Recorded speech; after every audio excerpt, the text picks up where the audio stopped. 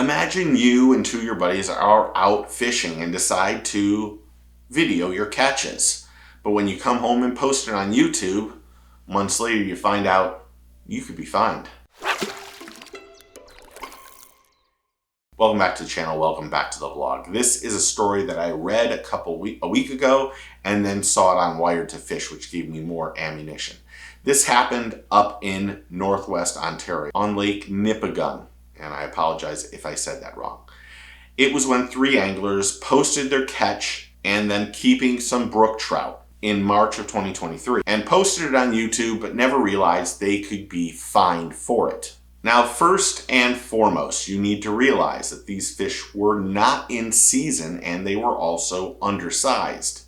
But who would ever think that you would go out there and fish, catch fish, post it online, and then come back and be fined, the three of your friends, $4,500, and two of you have lost your license in Ontario. Now, the footage showed one angler landing one, while another one of the three anglers caught two more, and the third just helped landing it. Now, Murray, one of the anglers, pleaded guilty to capturing and retaining one undersized trout that was out of season. He was fined $2,000 and prohibited from holding an Ontario fishing license. His buddy Billadoo, or Doe, pleaded guilty to angling for brook trout during closed season. He was fined $1,500 and also cannot get a license. And their last buddy, Maselli, pleaded guilty and was fined $1,000, but didn't get the ban of the fishing license. Now, these three anglers had a combined fine of $4,500, and two of them have a 1-year ban, and they all pleaded guilty. Now, wildlife officials launched an investigation after seeing their video. And this isn't the first time that someone posted something online fishing related, and then months or years later, it came back to haunt them. But what's crazy is social media posts are being used to enforce the law. So you have to be very careful on what you post and why, and what time it was posted. And you can't break the rules or the laws. For me, this one's really weird because, well, they pled guilty to start off with, and obviously they were. They probably wanted to just get this over and done with, and I can understand that. But if you post something, let's just use this channel as an example. There was one video that I created and it took 6 months to post. Now, that isn't the post or post-production or any of that. Sometimes, and members know this, I will post weeks of videos ahead of time. And if something comes up, then whatever happens on that day goes to the back of the line. And in this case, for me, my video, and I don't even remember what video it was, took 6 months before the public saw it.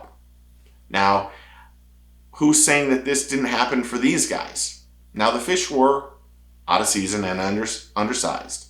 And they should have known that before they posted it, because who wants to pay $4,500 to go fish, catch undersized fish, and then get fined? But we as anglers and fishermen and conservationists, we need to make sure that when we do post videos on social media and YouTube and Instagram and all that stuff, that we're abiding by the rules.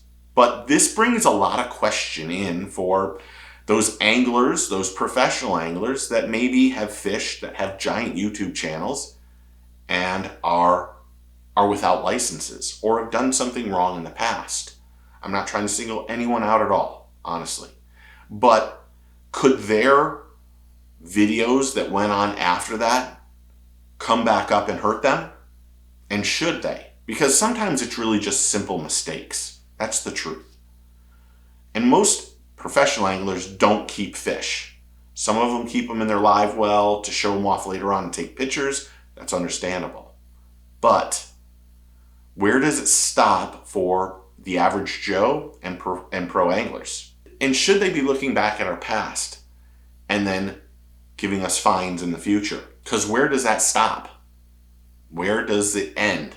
And I agree with this, but it's a little on the sketchy side, in my opinion, just a little bit. I'm not saying these guys are innocent at all. So Don't throw that in the comments. But it's just, maybe it's just me. Maybe it's a really weird situation. And maybe it's weird because it's a brook trout. And down here you're fishing for bass, or you go to the coast and you're fishing for snook and that kind of stuff. And I've never went out and targeted a fish that's out of season. Doesn't mean that I haven't caught a fish when it's out of season, but it goes right back in the water. But then to post it and then months later find out that you're getting fined $4,500, which is a lot. I mean, really, these guys were fined more than some of the cheaters that have cheated have paid. That's the scariest part about that. And maybe that's the part that's bothering me the most.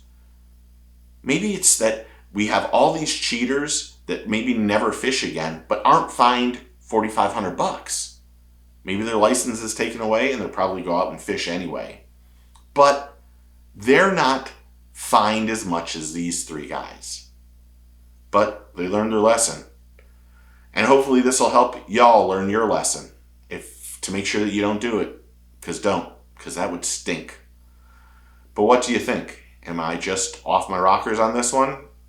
Is it do you feel like cheaters have gotten away with it easier than these three guys? Comment below and tell me what you think. Comment what you think on the whole situation. I'd love to know. I'd love to hear your opinion.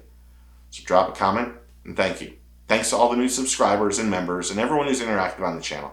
I really do appreciate it. It's humbling, it's a great experience, and I can't say thank you enough. But if you're not a subscriber, do me a favor, click that like and subscribe and that bell so you know when the next video comes out. Remember, take a kid fishing, tight lines, cheers, and get your fish on.